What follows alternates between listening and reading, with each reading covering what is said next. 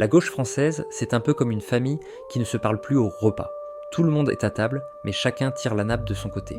Depuis quelques années, Jean-Luc Mélenchon tenait la tête de table. Chef autoproclamé, tribun passionné, il aimait bien rappeler qu'il était le bruit et la fureur. Sauf que maintenant, il est surtout le bruit. Et la gauche commence à avoir envie d'autre chose que de crier à chaque repas. En 2022, Mélenchon a frôlé le second tour. 22% au compteur, pas mal pour un vétéran. Mais depuis, la dynamique s'est grippée. Il y a eu des postures, beaucoup, des prises de position étranges, comme son refus obstiné de qualifier le Hamas de groupe terroriste, ce qui a mis mal à l'aise jusque dans ses propres rangs.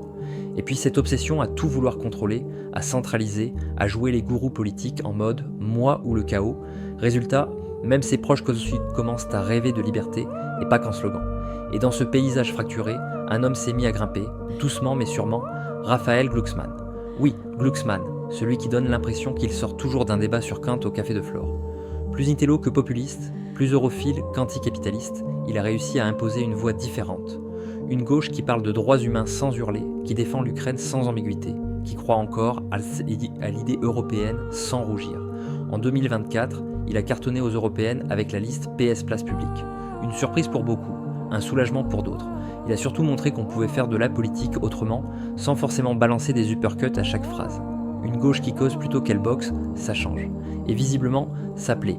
Les derniers sondages le placent devant Mélenchon pour la présidentielle de 2027. 15% pour Glucksmann, 13% pour Méluche. Rien de décisif, mais assez pour réveiller quelques sueurs froides chez les insoumis. Et assez aussi pour relancer une vieille rengaine. La gauche est-elle capable de se réinventer ou va-t-elle continuer à s'auto-saboter avec talent ? Parce que ce serait trop simple s'il n'y avait que ces deux-là.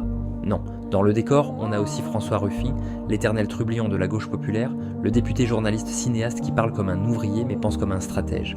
Ruffin, c'est l'option terrain, les baskets dans la boue, les colères sincères. Mais il est un peu seul. Et puis il y a Marine Tondelier, la chef des Verts, qui essaie de faire exister l'écologie politique au milieu de ce tumulte, avec une constance qui force le respect, même si elle a parfois du mal à se faire entendre entre un tweet de Mélenchon et un micro de Glucksmann. Bref, la gauche en 2025, c'est un peu un casting de série Netflix. Chacun a son rôle, son style, son public, mais personne n'a encore le scénario qui fait l'unanimité.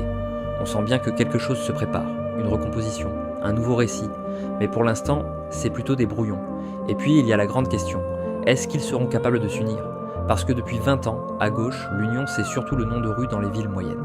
On parle de candidatures uniques, de primaires ouvertes, de coalitions progressistes, mais à chaque fois, ça finit en règlement de compte. Et pendant ce temps, l'extrême droite, elle, ne perd pas de temps à débattre sur le prix du quinoa ou sur l'écriture inclusive. L'autre défi, c'est la clarté. Les électeurs n'attendent pas des citations de Gramsci ou des joutes à l'Assemblée, ils veulent savoir ce qu'on fait pour leur pouvoir d'achat, pour leur logement, pour leur planète. Et sur ce terrain-là, Mélenchon a perdu en crédibilité, tandis que Glucksmann a encore tout approuvé. Mais attention, Glucksmann n'est pas non plus le sauveur tant attendu. Il est brillant, oui, charismatique peut-être, mais saura-t-il rassembler ? Supportera-t-il les coups, les trahisons, les plateaux télé de CNews ? Rien n'est moins sûr. En face, Mélenchon a l'habitude du ring. Glucksmann, lui, doit encore montrer qu'il sait encaisser. Et puis, il y a ce risque permanent à gauche, celui de passer plus de temps à se tirer dans les pattes qu'à construire un projet. À force de vouloir être le plus pur, le plus radical ou le plus sincère, on en oublie de gagner. Et la politique, ce n'est pas un concours de vertu, c'est une bataille pour convaincre. En résumé, Mélenchon s'accroche, Glucksmann monte, Ruffin observe, Tondelier insiste, et les électeurs attendent. La gauche est vivante, oui, mais elle est encore loin d'être prête. Et pendant qu'elle cherche son futur champion, le compte à rebours pour 2027, lui, continue de tourner.